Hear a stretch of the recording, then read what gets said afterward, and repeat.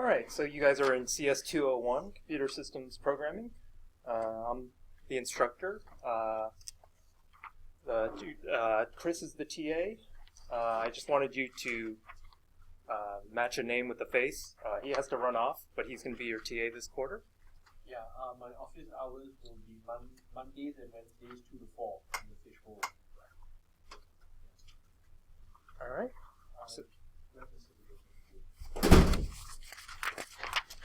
I'll see you guys around. All right. Thanks, Chris. Okay. So I'm going to go through the syllabus. Give you an overall overview of this course. This course gives you an overview of how computer systems are organized. Provides you skills and knowledge of C and how C is translated into assembly code, and then how assembly code is then executed in hardware. So for a computer science, most of you are computer science majors. If you're a computer science major, this is probably as close to hardware as you'll get.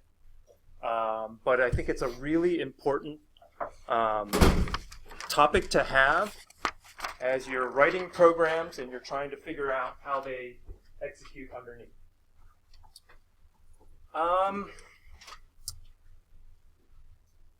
Here are some more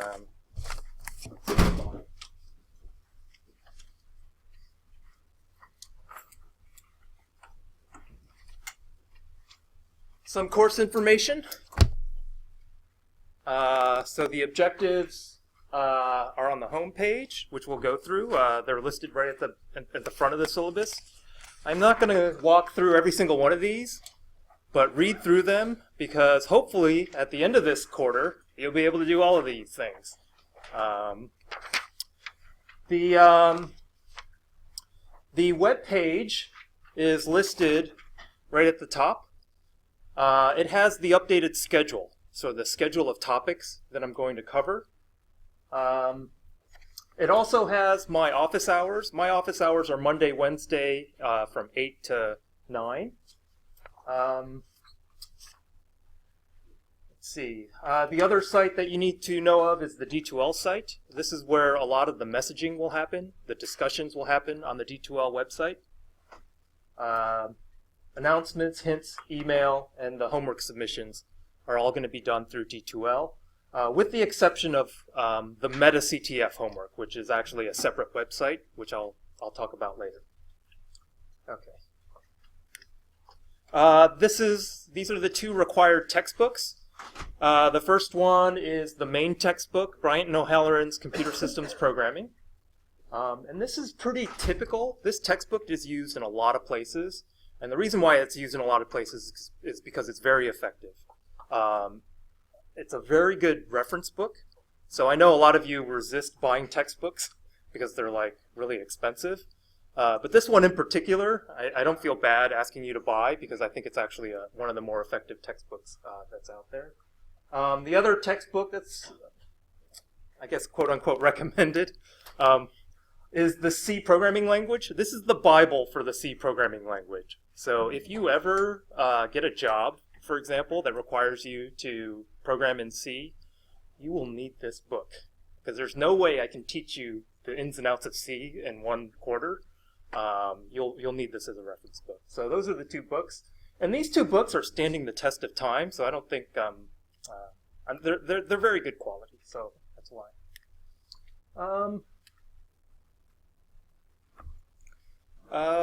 So this class, you'll see on the back is the grading has been crossed out. The reason why it's been crossed out is that I forgot to put attendance on there. So I have a different percentage breakup. There are two exams in this class, a midterm and the final, and both exams are going to be closed book, closed notes, no electronics. The way I run exams in this class is that they're all based on the practice problems in the book. Now, the practice problems in the book all have the answers in the back. So the way you guys prepare for exams in my class is to do all the practice problems. I have listed the practice problems I want you to do. The way you prepare for the exam is to do all of them and feel like you understand how to do all of them, and then come to the exam and it should be no surprises in it. So that's my exam policy. Because you'll see that all your homework is outside of the book. Your homework is mostly programs and reverse engineering, no book problems. Maybe 1 or 2 book problems, but very little. So the intent is for the exams to test the book knowledge and for the assignments to do everything else. In terms of accounts, how many of you have Linux Lab accounts? Everybody, good. Because if you don't, you need to get one quick. Because all of the programs need to compile and run on the Linux Lab machines. The TA is going to run them. And they're going to be relatively simple programs just to get you some working knowledge of C. Because the real crux of this course is to get you to look at how simple programs map into the underlying hardware.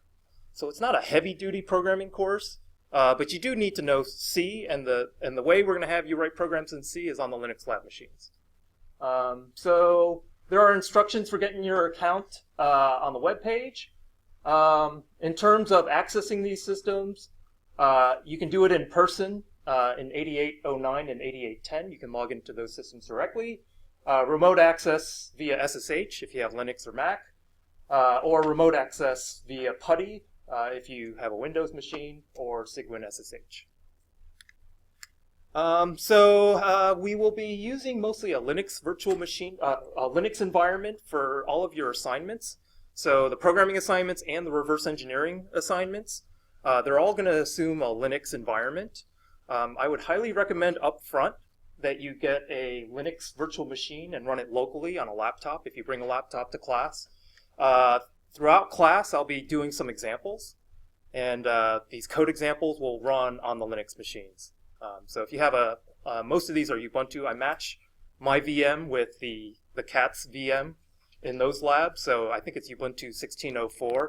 If you install a vanilla 16.04 OS on your laptop and you bring it, you can actually work through the examples in class as I go through them. So I recommend that. If you are new to Linux, I don't want to assume a particular working knowledge of Linux. I recommend this capture the flag sort of set of exercises. It's a war game at this URL. And this will give you little puzzles and challenges to solve. And it will get you sort of familiarized with the Linux operating system, navigating it, creating files, these sorts of things. So on the side, if you want to brush up your Linux skills, I would do this. I don't know, is anyone here from CAT, works at CAT? Do they have a tutorial on Linux coming up at all? Or? Not in the next week. Not in the, so that's another thing that we already had one in the fall. Okay. The tutors might. They might offer one this quarter. Yeah, if you guys can track that down, yeah. My favorite Linux tutorial is just installing Arch Linux. Arch, yeah. If you make it through the installation process, you know everything you need to know. Okay. Yeah, Arch is one of these bleeding edge Linux distributions. I don't know if it'll run my examples though. So I have these binaries that are compiled well, they should run. But yeah. All right.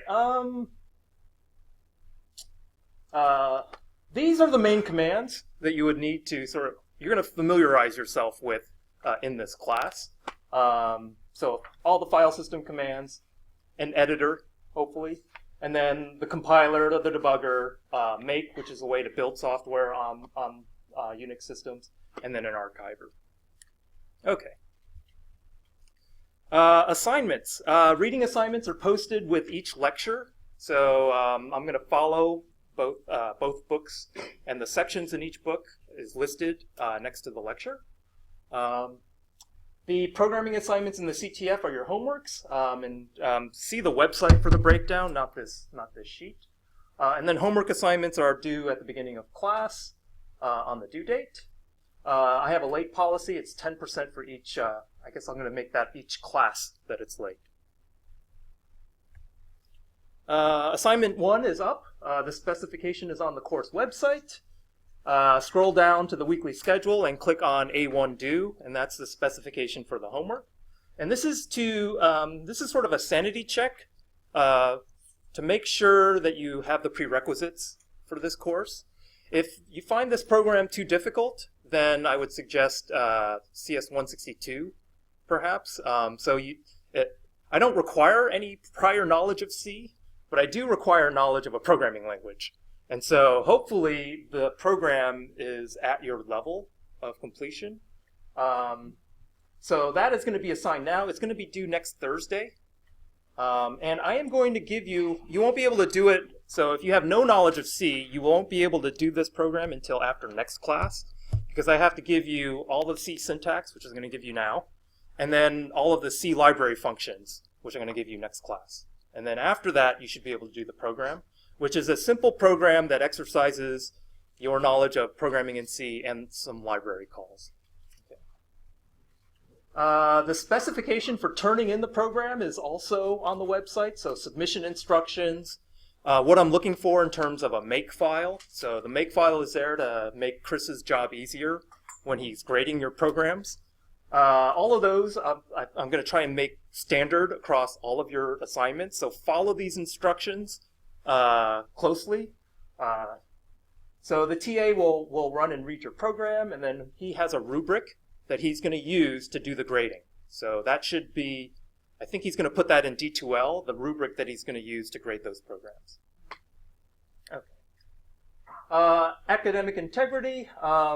So the policy, and this is sort of, you'll see this in all of the other courses, you get a failing grade for the assignment, and then typically we're required to report this to the university level. So in order for you to understand what will get flagged as a violation, we'll have to talk about what is considered cheating and what is not. What is not is discussing the design of a program amongst yourselves. That's fine. Helping each other verbally, that's okay. Using anything out of the textbook or your slides, the slides is fine. Finding code snippets on the internet, all of you not like, oh, Stack Overflow's got something there. I don't mind necessarily that you copy these things, but like the wholesale copying where you get no practice doing any programming, that's what I sort of flag as being a violation. And so I think Chris has some code plagiarism tools. Just try your best to program yourself, because in the long run, you need the practice. So that's what I would suggest. So copying code verbatim without attribution, or copying someone's answer and letting someone copy your answer.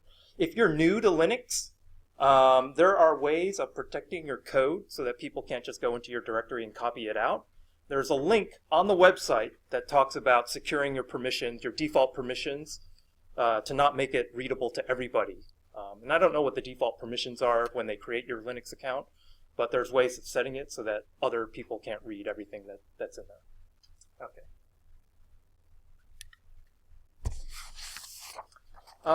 Throughout the term, I know my office hours are quite inconvenient for people. 8 in the morning, it's just how I roll. If you need help after hours, if both Chris's office hours and my office hours aren't good for you, you have the CS tutors. Also the D2L discussion forum. I am hoping that you guys have a community of people helping each other out on the discussion forum. My best versions of this class had active people on the board, because if you have to wait for feedback from Chris and I all the time, it's sort of, especially over the weekend, you can get stuck on the weekend, and then that's not what we want. So if you guys monitor, I'll create a discussion forum, and then that's where I'm intending some activity to happen, hopefully. My attendance policy. Attendance is both mandatory and enforced. So I am going to assign you guys groups of 2, and it could be the person you're sitting next to. Actually, I'm not going to assign. You're going to assign yourselves into a group of 2. And then throughout the quarter, there will be group problems to solve. And what I want you to do is collaborate with your group partner, and then just do the problem. And at the end of class, I'll just be collecting those. And it's not for a grade. So I'm going to give you the problem. I'm going to give you the answer eventually. I just want you guys to work through the problems together. So it's sort of like pair programming, except without the programming. It's pair problem solving. So I'm going to do that not this week, but within a couple of weeks. So if you would like to partner up with specific people, just sit next to them, and then I'll That's how I'm going to do attendance. But attendance will be required, and it's part of the grade, which is why I had to cross this out. It's going to be 10%. And so you're turning in that sheet with both of your names on it, and the problem worksheet is all I'm going to use for attendance. Okay. All right. So, any questions about the course, policies?